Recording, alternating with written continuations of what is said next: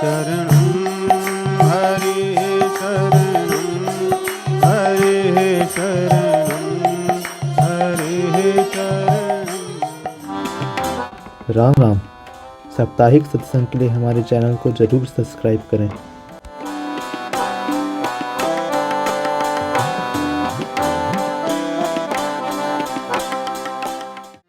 नारद जी, आगे की कथा आती है कि नारद जी प्राचीन बरही राजा के पास आते हैं, क्योंकि प्राचीन बरही जो राजा है,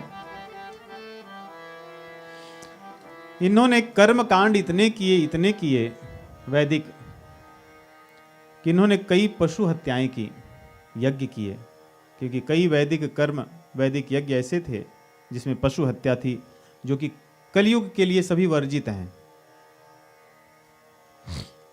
हमारे जो शास्त्र हैं ये काल के अनुसार होते हैं, लिखी हुई बात वही सदैव सबके लिए नहीं है। कुछ बातें कुछ लोगों के लिए हैं और कुछ बातें कुछ समय के लिए, जैसे रात्रि सोने के लिए, दिन कार्य करने के लिए।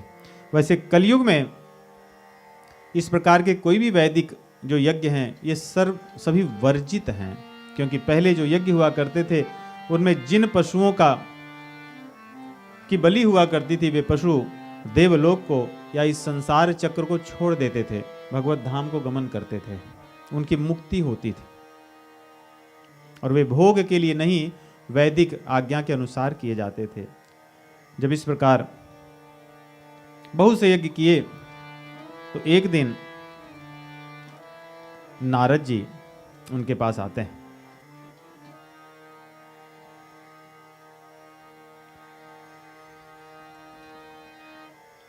नारद जी प्राचीन बरही राजा के पास आते हैं और राजा ने उन्हें प्रणाम किया, उनकी पूजा अर्चना की, और उसके बाद में नारद जी उन्हें उपदेश देते हैं। प्राचीन बर्हिषं क्षत्तः कर्म स्वासक्त मानसम नारदोऽध्यात्म तत्त्वज्ञः कृपालुः प्रत्यबोधयत। नारद जी ने पहले आरंभ किया, कहा, हे राजन, श्रेयस्त्वं कतमद्राजन कर्मणात्मन ईहसे दुःखहानिः सुखावाप्ति श्रेयस्तन्नेह चेष्यते। आप इतने सारे यज्ञ किए हैं, आपका प्रयोजन क्या है, आपका उद्देश्य क्या है? क्या आप आत्मज्ञान को प्राप्त करना चाहते हैं? क्या आप अपने संसृत रोग से मुक्त होना चाहते हैं? आप भगवत धाम को जाना चाहते हैं? आपका प्रयोजन क्या है इसको करने का? क्या आपने कल्याण को प्राप्त करने के लिए सारे यज्ञ किए, इतने सारे? कई बार होता है ना, व्यक्ति बड़े तप व्रत जब करता है परंतु उद्देश्य नहीं पता होता है, उसको पूछो तो उसको पता ही नहीं था क्यों कर रहा है। इसलिए उद्देश्य पता हो तो अच्छी बात है। उद्देश्य पता होने पर ही हम संसार की कामनाएं नहीं करेंगे और तब वो निष्काम भक्ति होगी। तो नारद जी ने पूछा कि कल्याण का मार्ग तो दो है, एक ये कि दुख से निवृत्ति और ऐसे सुख को पाना जो कभी नष्ट न हो, इसी को कल्याण कहते हैं, कि दुख चला जाए और उसके बाद ऐसा सुख मिले जो फिर न जाए, इसको कल्याण कहा गया है। तो नारद जी ने जब प्रश्न पूछा, राजा बड़े धर्मात्मा थे, उन्होंने चिंतन किया और उन्हें तुरंत अपनी कमी का अनुभव हुआ कि नारद जी के प्रश्न में ही बहुत कुछ छिपा है, कि मैंने तो ऐसा कभी सोचा ही नहीं कि मुझे कल्याण करना है, और इतने सारे यज्ञों का प्रयोजन क्या है, मैं क्यों कर रहा हूं।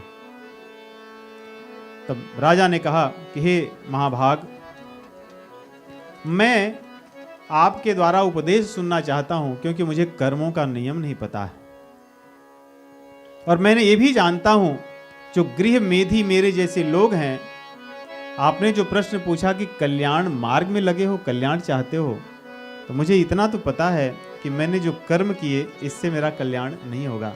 बुद्धिमान राजा थे, ज्ञानी थे, क्योंकि महाराज पृथु की परंपरा में आते हैं।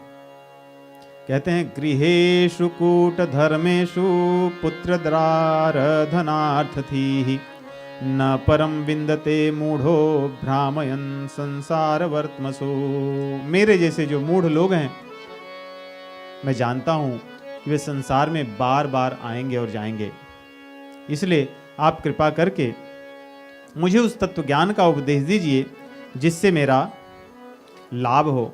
नारद जी आरंभ करते हैं, कहते हैं, भोह भोह प्रजापते राजन पशून पश्य त्वया ध्वरे संज्ञापितान जीव संघान निर्घृणेन सहस्रशः। ये जो आप आकाश की तरफ देखिए, नारद जी कह रहे हैं, ऐसा नहीं कि आकाश में कुछ था। उन्होंने कहा जो चले गए संसार छोड़कर, जिन पशुओं को तुमने मारा, ये सब लोग बदला लेने के लिए प्रतीक्षा कर रहे हैं। पशु बलि वर्जित है, भले ही शास्त्रों में है तो क्या नहीं, ऐसे बहुत सी चीजें होती है, नहीं लिखा होता है संविधान में ऐसा कर सकते हैं, लेकिन ये रिकमेंडेड नहीं है। ऐसा होता है। तो कलयुग में तो वैसे भी ये सब चीजें वर्जित है, परंतु कई बार क्या होता है कि व्यक्ति के संस्कार बुरे होते हैं, उसको नियंत्रित करने के लिए शास्त्रों ने कुछ मार्ग बताए हैं। जैसे कोई आदमी दिन भर में 20 सिगरेट पीता हो, तो उसको यह बताया जाता है कि भाई आप 10 कर दो कल से, फिर 2 महीने बाद फिर 5 कर देना, फिर 6 महीने बाद 2 पीना, फिर 1 साल के बाद बंद हो जाएगा। तो उसको कहा जा रहा है कि सिगरेट पियो, इसका मतलब ये नहीं कि उसको पीने के लिए कहा जाता है। उसके जो अधिक पीने की लत है, उस लत को नियंत्रित करने के लिए कहा जा रहा है। वैसे ही शास्त्रों में जो इस प्रकार की बातें आई हैं, वो इसलिए कि मानव शरीर में आया हुआ जो जीव है, करोड़ों जन्मों में पता नहीं कहां कहां घूमा है, कैसे कैसे कुसंस्कार के बीच से होकर आया है। यदि उसमें कुछ ऐसी बुराइयां हैं तो उन बुराइयों को नियंत्रित कर लें। इसीलिए विवाह की प्रथा है कि काम भावनाओं को पशुओं की तरह न जी करके एक नियंत्रित भाव से नियंत्रित होकर जिए। उसी प्रकार इस प्रकार की चीजों की भी बात है। इसीलिए जो सामान्य मानव है उनके लिए यह भी कहा गया कि बलि अगर करना भी है तो इस दिन इसकी ही कर सकते हो, इतने की ही कर सकते हो।